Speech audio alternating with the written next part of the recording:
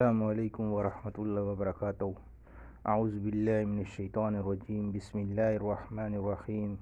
Viewers, یہ YouTube channel ہم بنا رہے ہیں پہلی دفعہ، اور ہماری نیت یہ ہے کہ ہماری اصلاح ہو، اور جو بھی اس کو پڑھے اس کی اصلاح ہو، اور دنیا آخرت میں وہ انسان کامیاب ہو۔ ہم دنیا آخرت میں اسی صورت میں کامیاب ہو سکتے ہیں کہ حضور صلی اللہ علیہ وسلم کی حدیثوں پر، حضور صلی اللہ علیہ وسلم کے طریقوں پر پورا عمل کریں، کیونکہ آپ صلی اللہ علیہ وسلم رحمۃ اللہ علیہ نے، اور آپ صلی اللہ علیہ وسلم کے جسم مبارک سے نکلا ہوا ہر طریقہ جو ہے رحمتوں والا ہے۔ تو جتنا ہم حضور صلی اللہ علیہ وسلم کی حدیثوں کو سنیں گے بار بار، جتنا ان پر عمل کریں گے، اتنا ہی جو ہے ہم دنیا اور آخرت میں کامیاب ہوتے چلے جائیں گے۔ خود میں حدیث کا مطلب یہ ہے کہ پکی بات، اور اسلام میں ہم جو ہے حضور صلی اللہ علیہ وسلم سے جو باتیں ماخوذ ہوتی ہیں ان کو حدیث بولتے ہیں۔ جتنی زیادہ ہم حدیثیں پڑھیں گے انشاءاللہ اتنی ہماری اصلاح ہوگی۔ میں آپ کے آگے ایک حدیث پیش کرتا ہوں۔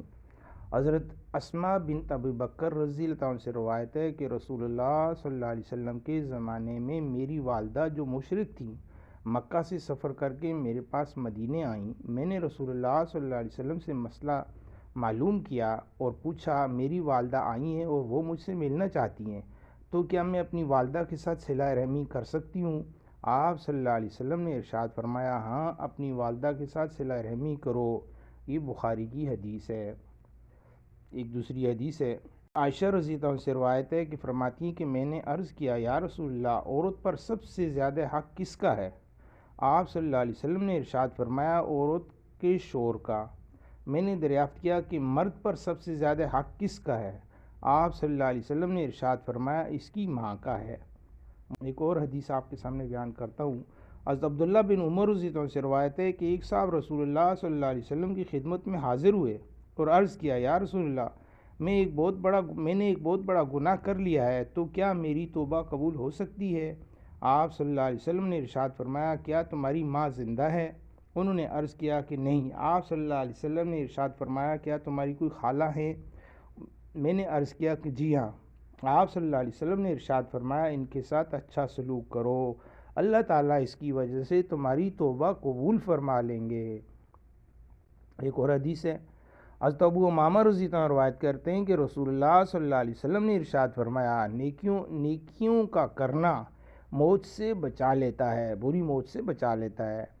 چھپ کر صدقہ دینا اللہ تعالیٰ کے غصے کو ٹھنڈا کرتا ہے، اور صلہ رحمی یعنی رشتہ داروں سے اچھا سلوک کرنا عمر کو بڑھاتا ہے۔ یعنی کہ صلہ رحمی میں یہ بات شامل ہے کہ آدمی اپنی کمائی سے رشتہ داروں کی مالی خدمت کرے، یا ان کو اپنے وقت کا کچھ حصہ ان کے کاموں میں لگائے۔ مفہوم ہے۔ حضرت ابو ہریرہ رضی اللہ عنہ سے روایت ہے کہ نبی کریم صلی اللہ علیہ وسلم نے ارشاد فرمایا، جو شخص اللہ تعالیٰ پر اور آخرت کے دن پر ایمان رکھتا ہے، اس کو چاہیے کہ اپنے مہمان کا اکرام کرے۔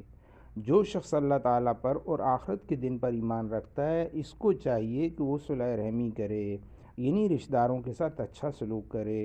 جو شخص اللہ تعالیٰ پر اور آخرت کے دن پر ایمان رکھتا ہے، اس کو چاہیے کہ بھلائی کی بات کرے ورنہ خاموش رہے۔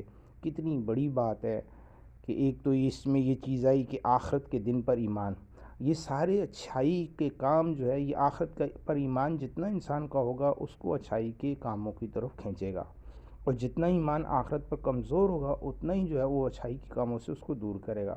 اور دوسری چیز انہوں نے جو فرمایا کہ بھلائی کی بات کرے ورنہ خاموش رہے۔ اس لیے فرمایا جاتا ہے کہ بھئی ایک خاموشی جو ہے وہ 1000 مصیبتوں کو ٹالتی ہے۔ یہ بخاری کی حدیث ہے۔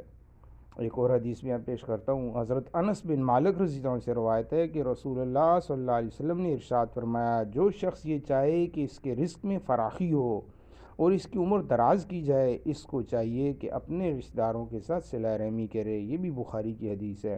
اب بھئی کتنی بڑی بات ہے کہ ہر شخص جو ہے وہ رزق کی تلاش میں لگا ہوا، ہر شخص جو ہے وہ رزق کی پریشانی میں لگا ہوا، ہر شخص جو ہے وہ رزق کی جو ہے تگ و دو میں لگا ہوا ہے۔ اور یہ کتنا عجیب نسخہ بتا دیا کہ جو اپنے رشتہ داروں کے ساتھ اچھا سلوک کرے گا، صلہ رحمی کرے گا، اس کے رزق میں وسعت دی جائے گی، اور اس کو اس کی عمر میں برکت دی جائے گی، یعنی کہ اس کے کام جو ہے سمیٹ دیے جاتے ہیں۔ اس کی عمر میں برکت سے مراد یہ ہے کہ جو کام ہمارے پھنسے ہوئے ہیں، اٹکے ہوئے ہیں، لٹکے ہوئے ہیں، اللہ پاک وہ کام جو ہے کر دیتے ہیں، ورنہ جو ہے کہ ہمیں ان کاموں کے لیے بہت زیادہ رگڑا کھانا پڑتا ہے۔ ایک اور حدیث ہے، حضرت سعید بن زید رضی اللہ عنہ سے روایت ہے کہ نبی کریم صلی اللہ علیہ وسلم نے ارشاد فرمایا، بے شک یہ رحم یعنی رشتہ داری کا حق اللہ تعالیٰ کے نام رحمان سے لیا گیا ہے، یعنی یہ رشتہ داری رحمان کی رحمت کی ایک شاخ ہے، جو اس رشتہ داری کو توڑے گا اللہ تعالیٰ اس پر جنت حرام کر دیں گے۔ بھائی کتنی بڑی بات ہے، آج جو ہے ہر گھر میں جھگڑا ہے، لڑائی ہے،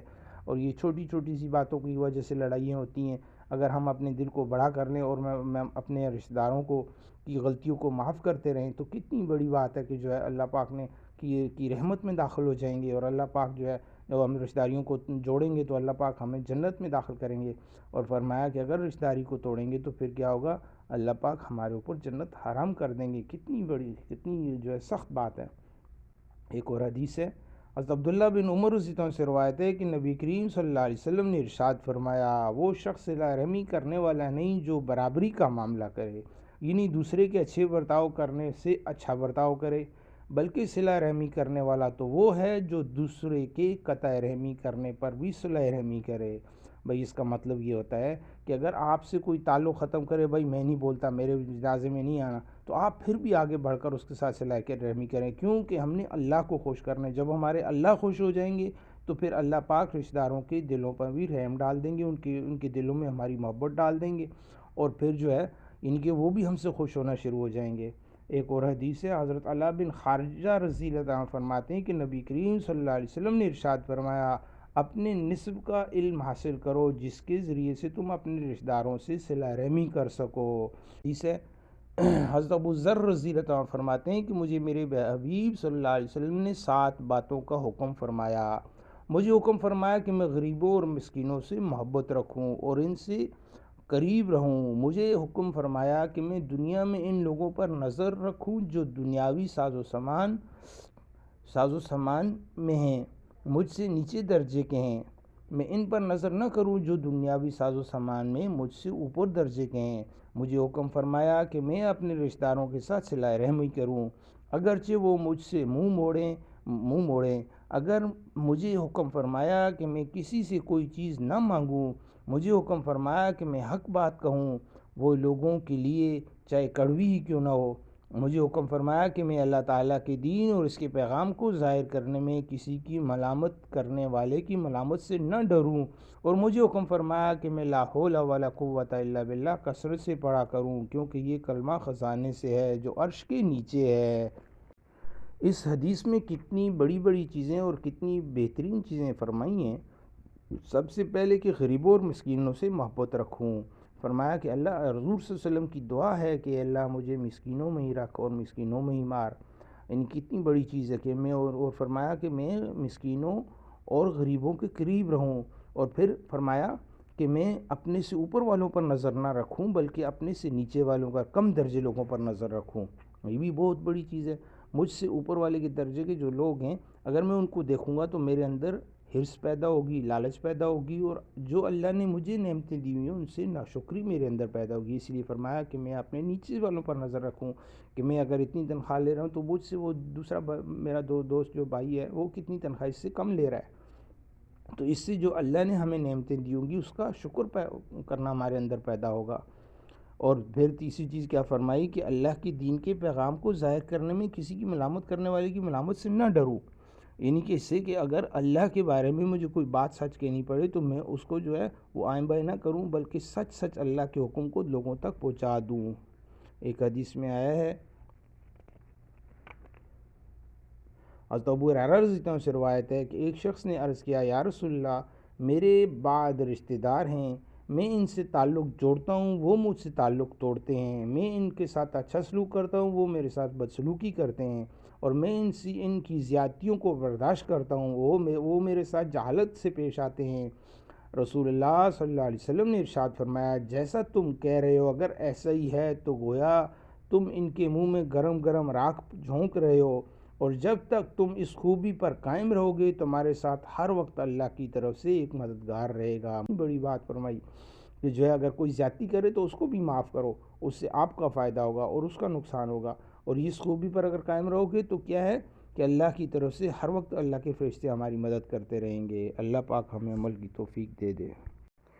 ویورز، اگر ہماری یہ ویڈیو اچھی لگے تو آپ کو ہماری حوصلہ افزائی کے لیے اس کو لائک اور شیئر ضرور کیجیے گا، دوسروں تک پہنچانا۔ اگر کسی کوئی حدیث جو ہے دوسروں تک پہنچا دی گئی تو فرمایا، آپ صلی اللہ علیہ وسلم نے فرمایا کہ سب سر و شاداب رہیں وہ لوگ جو میری بات کو سنیں، اس پر عمل کریں اور اس کو دوسروں تک پہنچائیں۔ حضور صلی اللہ علیہ وسلم کی دعا میں ہم شامل ہو جائیں گے اگر ہم اس کو شیئر کریں گے اور اس کو دوسروں تک پہنچائیں گے، اور اس سے جو ہماری حوصلہ افزائی ہوگی۔ اور کوئی غلطی ہوا رہا تو ہمیں کومنٹس میں لکھ دیا کریں، اور اس کو ہمارے چینل کو ضرور سبسکرائب کیجیے گا۔ اللہ آپ کو جزائے خیر۔ السلام علیکم۔